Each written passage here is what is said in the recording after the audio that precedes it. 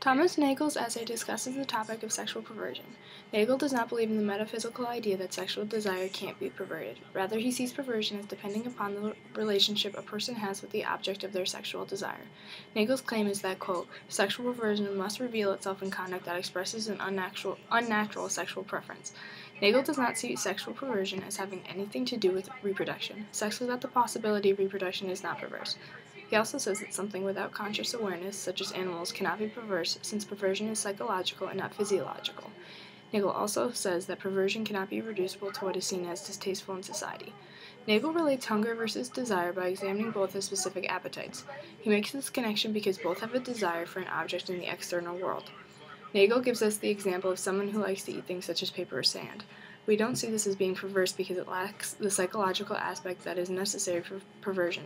But if someone eats pictures of food, this seems psychological and could be considered perverse. Nagel believes that it is important that the object of someone's sexual attraction is a particular person. He says that one must be self-aware to be aware of another's sexual awareness. He explains this further in his stages of sexual desire, which are arousal by another, arousal by another's arousal, and arousal by another's arousal caused by you. Nagel believes that if sexual desire gets stopped before this final communal stage, or if the final stage is acted out like the first two stages, this is sexual perversion. He also sees relationships lacking this final stage of full awareness as being incomplete because it lacks mutual awareness. When it comes to sex, Nagel states that it isn't necessarily true that unperverted sex is better than perverted sex.